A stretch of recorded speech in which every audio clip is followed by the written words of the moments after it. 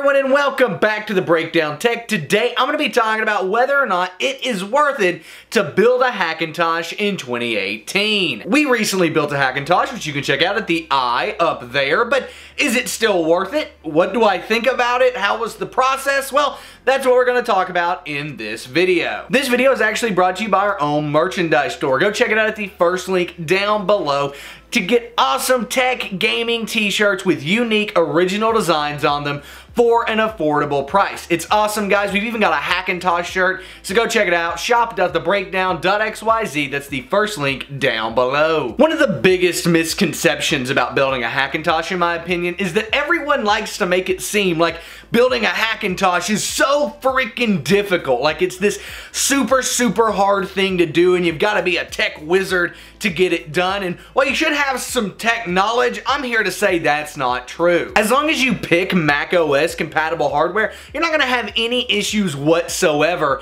getting Mac OS installed. And installing drivers is super easy as well, as long as you've picked Mac OS compatible hardware. It's also pretty important to pick popular hardware, right? Stuff other people have built Hackintoshes with. When a new processor comes out, don't be the first one to build a Hackintosh with that processor. Let quite a few people do it, and the reason for that is because the Hackintosh community is huge, and the more popular the hardware you choose, the easier it'll be to find help should you have an issue. But that's not going to be likely because, again, Hackintoshing is really easy.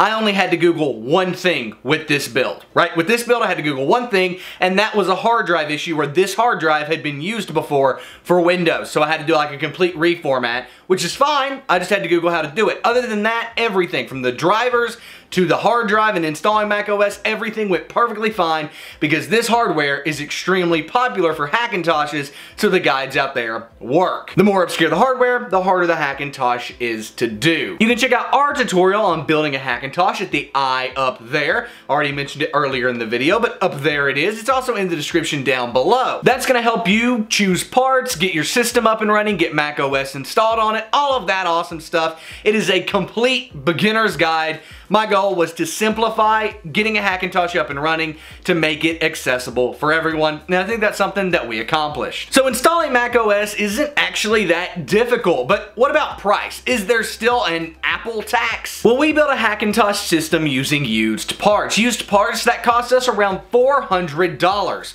It's actually right back there. It has equivalent specs to a 2015 iMac. If you were to buy a used 2015 iMac right now, it would cost you, yeah, $1,500. Sure, we don't have a nice 5K display, but if we were to get a nice 4K display for 500 bucks, we would still save $600 on going out and buying a 5K i5 iMac. Now that's not a bad savings if you ask me, but what if you don't want to buy used? I understand a lot of people get scared when buying used PC parts, even though I've never had an issue, but what if you don't want to do that? Well, I figured the best way to do that would be compare a fully spec'd out, brand spanking new iMac Pro. Yeah, a 5K iMac Pro spec'd out all the way against an equivalent Hackintosh system. To do this though, we needed to spec out an iMac Pro, so I headed on over to Apple's website and checked every box. Doing that got me a 2.3 gigahertz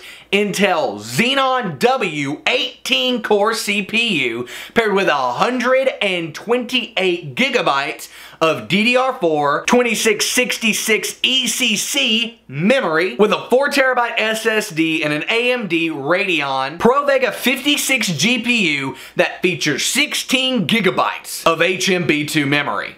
Wow, this thing was actually impressive. I was impressed by the kind of computer you could spec the iMac Pro up to. I wasn't impressed by the price tag though. It came in at $13,199 even on Apple.com.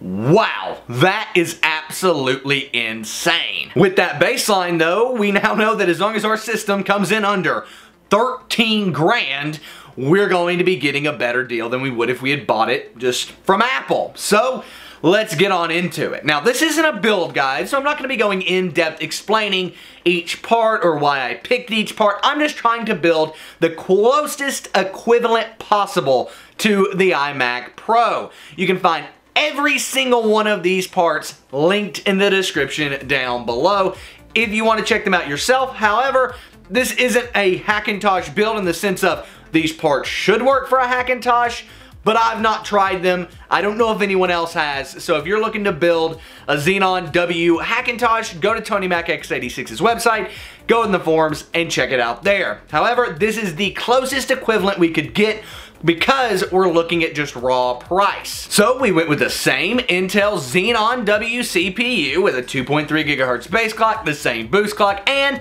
18 cores. We also got 128 gigabytes of DDR4 2666 megahertz ECC memory, a 4 terabyte SSD, even though you could get two 4 terabyte SSDs in this thing and it would still come out cheaper, hint hint. We also threw in an AMD Vega Frontier Edition card with, again, 16 gigabytes of HMB2V RAM. I also went ahead and threw in a 5K Dell display, which everyone says is the closest you can get to an iMac. You had to buy this thing used. I went ahead and threw a $1,500 price tag on it. Looks like they're actually about $1,000. You can probably pick one up for that, but I wanted to go high here just in case. The price of the Hackintosh, with the monitor included, came out to $8,818.79. A $4,000, actually over $4,000 savings if you were to build this yourself with a 5K monitor as you would pay to get the same exact system from Apple. What that shows me is that the Apple tax is still very alive and very real. No matter what price point you're at, whether you're at a budget price point getting a Mac Mini or whether you're at the super high brand spanking new iMac Pro price point, you can save a lot of money building a Hackintosh over going to Apple and buying one yourself. Now sure, there are some upsides to buying from Apple and there are some downsides to building the Hackintosh. Specifically, you don't get Apple's support, but from my experience, Apple's support has been going downhill recently. But even if you don't care about that, on the Hackintosh, you do have the risk of upgrades not working and things along those lines. But at the end of the day, you could switch to Windows or Ubuntu or anything like that if you wanted, and your system would still be incredible. You don't have that same option on Apple, at least not without dual booting and doing all of those things. So anyway, that is pretty much this video. Overall though, what are my thoughts? Is building a Hackintosh worth it in 2018? Well, in my opinion, yes it is. Not only are you going to be saving a ton of money, as we just demonstrated, macOS is super easy to install these days as long as you get popular, very common Hackintosh hardware. This community has grown crazy fast in the past few years, so there are tons of people out there to help you if you get good hardware that's known to be Hackintoshable. If you're looking to build a Hackintosh, do it. It's gonna be tons of fun, you're gonna learn a lot, and guess what? You get an awesome computer when the build is said and done. Like this one. Pretty freaking awesome computer. It actually performs better than the 2015 iMac with the same hardware in it. So, awesome stuff there. But nevertheless, it is worth it to build a Hackintosh in 2018, and I hope you guys enjoyed this video. If you did, please give it a thumbs up, and be sure to subscribe to the channel if you haven't already. We make tons of awesome content exactly like this every single day of the week. We've got great reviews coming up, we've got great build guides coming up, we've got great content coming up, like I said, every single day. My name is Nick, this has been The Breakdown Tech, and I am out, guys. Peace.